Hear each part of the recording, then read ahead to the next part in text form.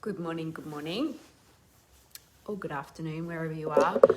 I just wanted to quickly jump in here today and share a story I have around a client that I've been working with and how she's been gaslighting herself for 30 years and the impact that that's had on her health and her self-sabotaging behaviors. So I've been and I'm sharing this with permission. I have a client that I'm working with at the moment, and we've been working together. It's fairly new, and she has type 2 diabetes. She has a lot of other health conditions going on, and is constantly for a long time now been struggling with this self-sabotaging behavior of not putting herself first, struggling to exercise, not eating the right foods, which has been going on for a while because it has led to type 2 diabetes. And she also got COVID at the beginning of the year, and it was a big wake-up call for her. So we did a session the other day around some things that were coming up for her around, like not looking after herself and not prioritizing herself. And we ended up doing a inner child process where I took her back to help her get into her body, first of all, and also help her feel what was coming up for her. And we ended up back at this time when she actually had a moment, a trauma that happened to her that she had completely blocked out from memory and had totally forgotten about it. And realized in that moment that how much of an impact it had actually had in her life, and she hadn't really given it any credit. And what had happened was when she was 15, she actually was working in a shop in a small country town that she grew up in, and she had someone come in who was a junkie, and held her at gunpoint and demand money, her and some other people she was working with in the shop. And she later found out that this was actually not a real gun, it was actually a plastic gun, but at the time she didn't know. And she has been dealing with, for a long time, a lot of self-sabotaging behaviors. I'm sharing this with permission, as well as a lot of anxiety and a lot of fear around dying, fear around something going wrong. And we went back to this moment, and she's like, oh my God, I did not realize I disregarded it. And so we then did some deeper work around this to actually heal and clear it. And one of the things that really came out of it was, first of all, how much she'd gaslighted herself for the last almost 30 years, saying it didn't really matter because it was a plastic gun. Now, going through an experience like that as a 15-year-old is a trauma. And what we also discovered was, one of the things that really, there was some beautiful powers that came out of that situation that she also hadn't given herself credit for. And whenever this fear comes up in her, she makes herself wrong for it. She doesn't allow herself to feel it.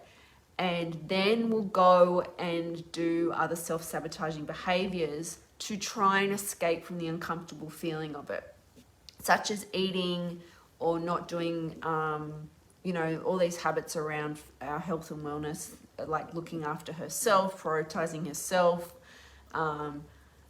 having even the way that she's showing up in the world, having anxiety around lots of different life situations, and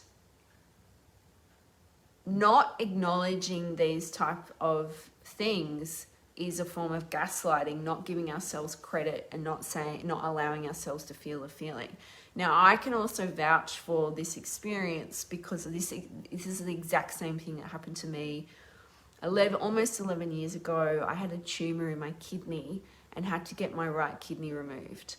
And a huge part of that I know was unprocessed emotion.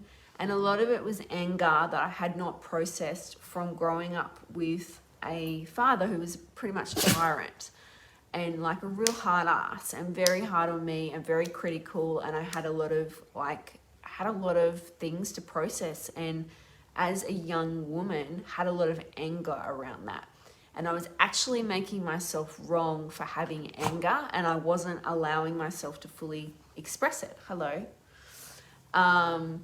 And so what happened was the emotion, it's almost like the emotion actually exploded out of me. And I had a tumor that bled. It was a combination of fat and muscle, and it bled within itself and actually expanded until to the point where it had to be removed, and it was all an emergency, right? And it happened all of a sudden. After I had the kidney out, I felt like I had this instant relief, like this anger had dissipated from me. It came back because I hadn't integrated my those parts of me, those shadow parts of me. But there was this element of a moment, a period of time of relief. Before that period, before that had actually happened, there was also a pressure cooker situation going on in my relationship. And I had a lot of anger that was coming out. It was coming out in my workplace. It was coming out with my relationships at work. I remember having a conversation when my boss sat me down and was like, "You're so angry. What's going on?" And I could not even articulate it. And so my point of this share is both examples is if we do not work on dealing with our emotions, feeling our emotions, learning how to regulate our nervous system so that we're not in a constant state of alarm, not making ourselves wrong, not constantly gaslighting our emotions, and learning how to go through processes that actually give us that freedom, not making ourselves wrong for where we're at, we will constantly be daunted, running away from those parts of ourselves, and they can manifest as physical symptoms. And I see it all the time. I see people who have digestive issues. I see people who have mental health, anxiety, depression, other types of skin conditions, like emotion that needs to come out. I was talking to someone the other day. It's like, is there emotion that needs to come out of you? And she had a lot of acne. And sometimes that can happen. Like there's a mask that goes on, and we don't make ourselves available to actually feel those emotions. He's getting restless because he wants to go for a walk. But it is so powerful, and it is so big. And the part that doesn't get acknowledged, and we're constantly being gaslit in this modern world to not feel emotions. It's not okay to express ourselves, or we get taught that. And what I have really found, and this is what I'm working with my client as well, the story I just shared was, how can you start to learn how to express your emotion? How can you start to learn to channel that energy? What needs to come out? What needs to be healed? What needs to be essentially, like it's like doing a big massive vomit. It needs to come out of the body, and as soon as you have a vomit, you feel better. And there is amazing gems and beauty and bliss on the other side of allowing yourself to feel emotion and not making yourself wrong for where you're at. And there is so much pain and suffering that I see people in, that I am really hand on heart know that a huge part of this is also emotional and unprocessed emotions, and being conditioned in a way that we don't know how to process emotions. We don't know how to make things wrong. And a lot of that also comes from not being allowed to process things as a kid.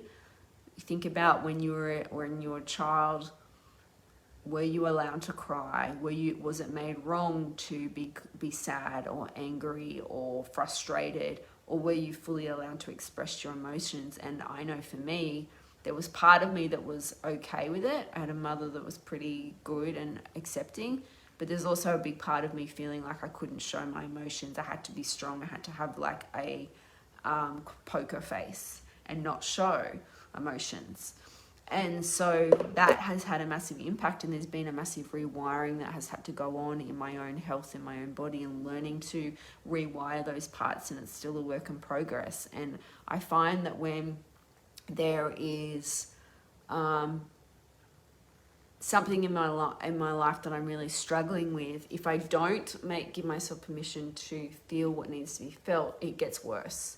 The situation gets worse. I then react from a wounded place. I might start to feel physical symptoms. There's a lot of things that can manifest. And so the way that I process this now for myself, and the way that I teach my clients to process this, is going, okay, you've got to bring in some tools and techniques to actually learn to process emotion. And a movement is a huge part of that. But also learning how to go inward, learning how to comfort yourself, learning how to have a better conversation with yourself, learning how to not make yourself wrong for feeling those emotions. And that can be really freaking scary.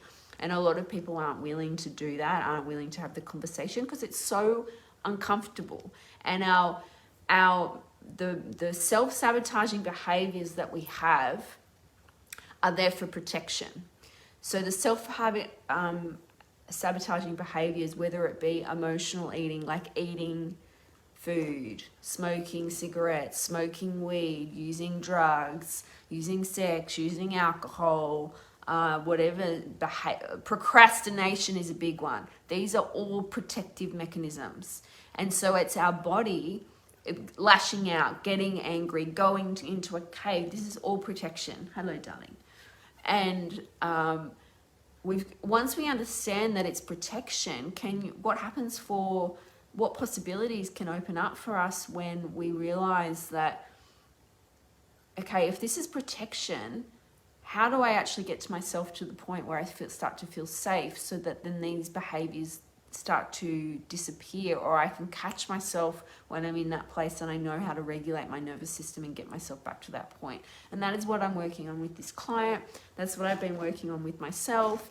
You know, it's these behaviors that will pull us down ourselves. And so when we don't give ourselves permission to feel emotion, it can manifest. It manifests as physical symptoms. I know, looking at different conditions, particularly around hormones, thyroid, autoimmune is attack of the self, making ourselves wrong constantly and beating ourselves up, and this battle that we have with ourselves, that we are doing it wrong or we're not good enough, and this guilt and shame that is associated with it put inward on ourselves. There's so many different manifestations of it. Everyone is a little bit different. How it manifests for you will be different for someone else, but there is always an emotional component, and we are constantly gaslighting ourselves, and we need to learn how to start to process those emotions. This has been a game changer for me in terms of the way that my health is, the way my vitality is, particularly my energy.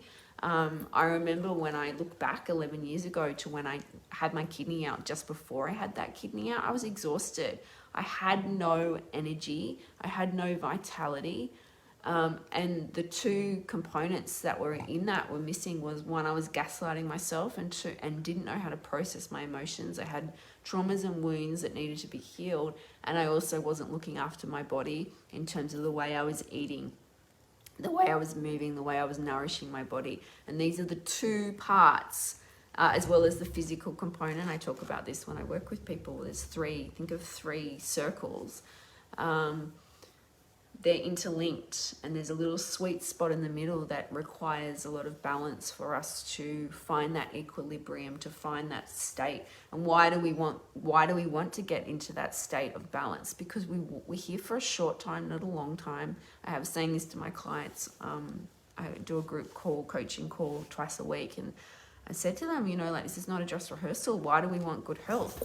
We want good health, and we want to feel good so that we can go and feel the joys and the rhythms of life. to go and live a fulfilled life, to go and be there and have the magic moments that we love for the people that we love and care about, to go and have amazing experiences. And a lot of us are so stuck in the past, or so stuck in our head, we're not in our bodies, that we can't actually be present to really enjoy that. And this is the aim of the game for me. This is like, I want to, and that was the catalyst for me when I had my kidney out. I was like, we're here for you. When you're faced with your own mortality, you're like, holy shit, I've got to do something about this. Life is short. As a 26-year-old, being faced with the fact that I'm like, I don't want to get sick again, because what happens if my life is cut short, and when you're faced with that, it is a humbling experience for you, and it put me on a completely different path, and I'm forever grateful for that. And I just want, my gift now to other people is going, how can we learn to, can I give you that gift of healing and learning to feel your emotions so that you can bring yourself into a place of joy, a place of flow, a place of rhythm, be able to expand your capacity so that when things come your way, you can actually deal with things, and that you don't fall to the ground. And it doesn't mean that you don't have experiences. This is the dance of life. We have those big face down moments, but we can get back up and we can keep going and we can learn from those experiences. So there's just two beautiful examples, one of myself and my client. And I just think when I had this session with her and we had this realization and this massive trauma that she had suppressed for so long, it was just a massive, she could see, it was like someone had switched the lights on for her. She can see how all the behaviors that she had been doing over the last 30 years had been a big contribution, was going through this moment where she had been through a big trauma and hadn't given herself the acknowledgement for her, and also hadn't processed the emotions. So I just wanted to share that. If you have any questions, please comment below, or any insights or ahas, I would love to hear them. Please comment below, and please let me know, reach out if you have any questions as well, and I'll see you soon. Have a beautiful day. Bye.